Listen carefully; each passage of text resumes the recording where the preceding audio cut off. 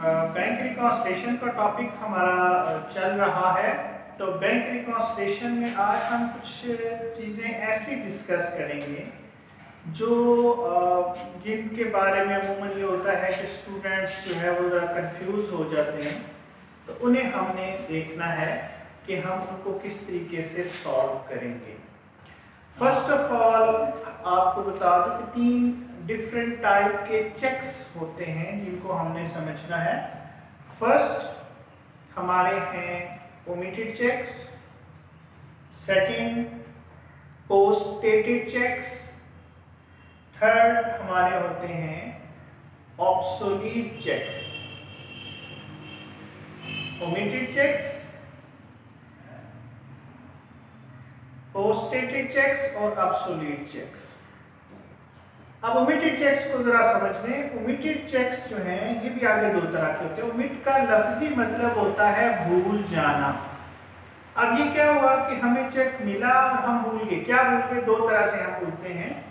First है omitted to be record, कि हम चेक वसूल किया, जाके हमने चेक बैंक में जमा करवा दिया, लेकिन उस चेक को हमने अपनी कैश बुक में इंटर नहीं किया। इसे हम कहते हैं omitted to be record. Cheque जमा हो चुका है, ये हमारा फायदा है, तो हम इसे डेबिट करेंगे। दूसरे होते हैं हमारे ओमिटेड टू बी डिपॉजिट। अब ये उसके उलट सूरत हाल है। चेक वसूल किया हमने, अपनी कैश बुक में उसकी एंट्री कर दी, लेकिन हम उसे जमा करवाना भूल गए हैं। तो अब क्योंकि चेक बैंक में जमा नहीं करवाया तो आपको पैसे नहीं मिलेंगे, तो एक तरह का आपका नुकसान है, तो इसे हम क्रेडिट करेंगे। उसके बाद हमारे होते हैं post dated cheques. Post dated cheques जिन पर फ्यूचर की कोई डेट पड़ी हुई है। मिसाल के तौर पर आज फॉर एग्जांपल 20 अप्रैल है और मैं एक चेक एक शख्स को दे देता हूं जिस पर मैं डेट डाल देता हूं 25 मई की। तो अब ये पोस्ट डेटेड चेक कहलाएगा। 25 मई से पहले मैं उस चेक को कैश नहीं करवा सकता। उसके बाद तीसरे जो हैं वो हमारे होते हैं ऑब्सोलीट चेक्स। ऑब्सोलीट चेक्स से मुराद ये है कि वो चेक्स जिनकी डेट गुजर चुकी है, जो एक्सपायर हो चुके हैं।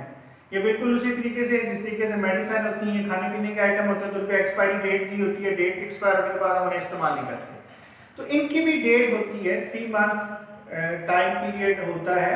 अब वो टाइम पीरियड गुजर गया, अब वो चेक बैंक कैश नहीं करेगा, तो ये हमारे कहलाते हैं ऑब्सोलीट चेक्स। तो ये 3 तरह के चेक्स हो गए हमारे, dishonoured cheques, post dated cheques और ऑब्सोलीट चेक्स।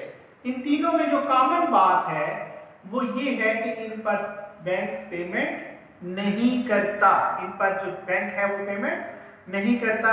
तो अब इनकी 2 सिचुएशंस आपने ध्यान में रखें। नंबर 1 कि ये आपने इशूड किए हैं, ड्रॉन, इशूड या पेड टू क्रेडिटर, या क्रेडिटर का नाम आ जाता है। इसका मतलब ये हुआ कि आपने पैसे देने थे, तो पैसे देने के बजाय आपने उसे चेक लिख कर दे दिया। अब आपने चेक दे दिया, तो ये तीनों चेक की खासियत है कि बैंक इन पे पेमेंट नहीं करता। अब पेमेंट उसको नहीं हुई, उसको पेमेंट नहीं हुई, आपके जो पैसे हैं वो बच गए हैं, ये आपका फायदा है, ये डेबिट होगा। उसके बाद दूसरी सिचुएशन ये है कि ये चेक आपने वसूल किए, receive, deposit, lodge, received, deposit, lodge into the bank. तो बैंक में आपने वसूल करके जमा करवा दिए।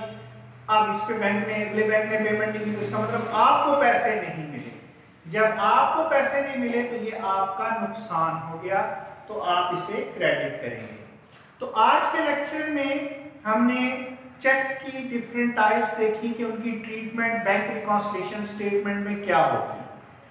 अगेन मैं रिपीट कर रहा हूं, सबसे पहले डिसऑनर्ड चेक्स, फिर हमारे आते हैं पोस्ट डेटेड चेक्स, फिर हमारे आते हैं ऑब्सोलीट चेक्स।